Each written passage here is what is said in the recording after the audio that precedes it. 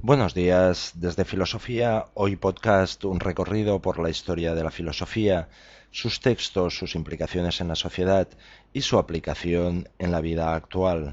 Puedes enviarnos sugerencias, posibles desarrollos de temas y preguntas en la sección de comentarios de nuestro blog www.spainhistoryteacher.com o bien nos puedes encontrar en Twitter, Historia Podcast.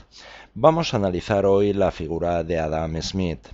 Fijaros que la realidad económica que Adam Smith toma como objeto de su análisis se funda esencialmente en la figura del trabajador independiente, del artesano que puede asociarse con cierto número de otros trabajadores, de los cuales él se distingue solo por la mayor responsabilidad que asume en las confrontaciones de la dirección del proceso productivo y no por una diferente función económica, como por el contrario, por ejemplo, sucedería entre un capitalista y los propios operarios. Estamos pues ante una sociedad que, aunque es plenamente mercantil, no es todavía capitalista. En segundo lugar, Adam Smith no distingue aún el beneficio como una forma específica de la renta, ya que la renta del maestro artesano es proporcional a su trabajo y no a un capital anticipado por él. Sobre este punto, por ejemplo, Adam Smith tiene en las lecciones de Glasgow una posición muy semejante a la de los fisiocráticos, aun cuando sea para justificar estos que hacían referencia a una configuración del proceso productivo ya plenamente capitalista.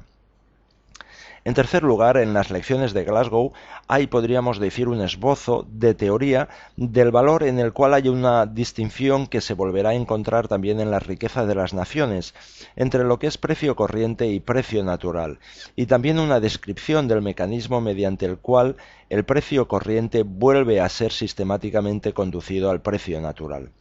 Dada la naturaleza de la realidad económica considerada en las lecciones de Glasgow, el precio natural de una mercancía no puede dejar de determinarse en el precio natural del trabajo necesario para producirla, y este último precio está definido como el que es suficiente para mantener a un hombre durante el tiempo de su trabajo, o para sostener los gastos de su educación y para compensarlo del riesgo de no vivir bastante y a no tener éxito en su profesión. Fijaros que el mecanismo que tiende a hacer coincidir el precio de mercado de una mercancía con su precio natural es la competencia, la cual está concebida naturalmente como una competencia entre trabajadores, o sea, como la tendencia de los mismos trabajadores a tomar aquellos oficios en los que pueden conseguir mayores beneficios por el hecho de que el precio de mercado de los productos es mayor que el precio natural, y a abandonar aquellos oficios en lo que sucede a lo contrario. Fijaros, estos tres aspectos de la teoría económica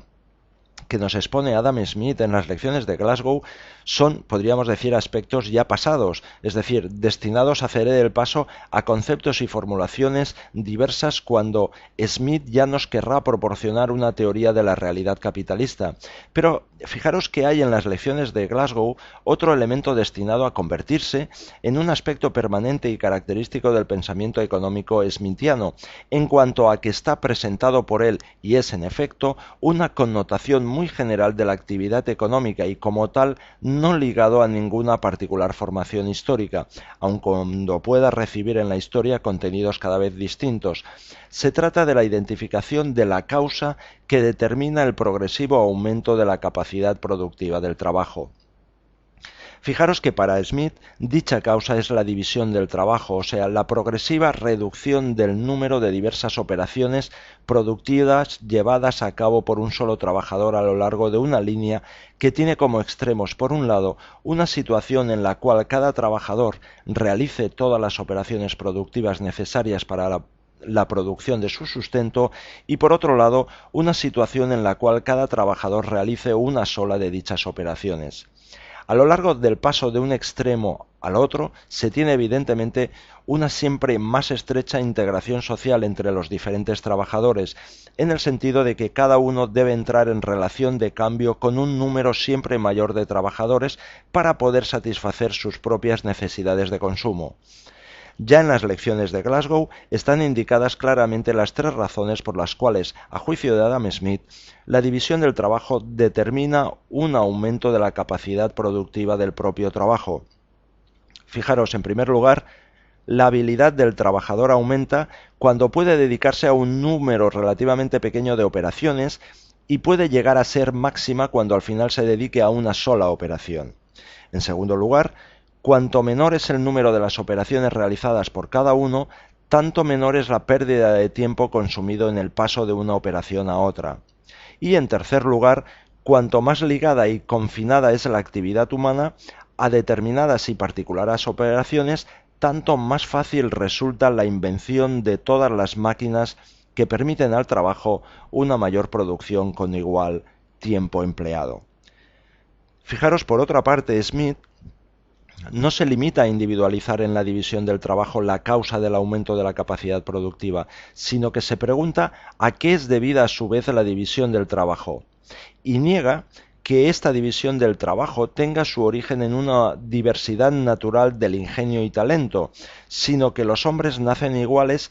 y aquella diversidad, lejos de ser natural, es precisamente una consecuencia de la división del trabajo. Por lo tanto, afirma que en el origen de la división del trabajo hay una tendencia propia de la naturaleza humana al trueque y al cambio.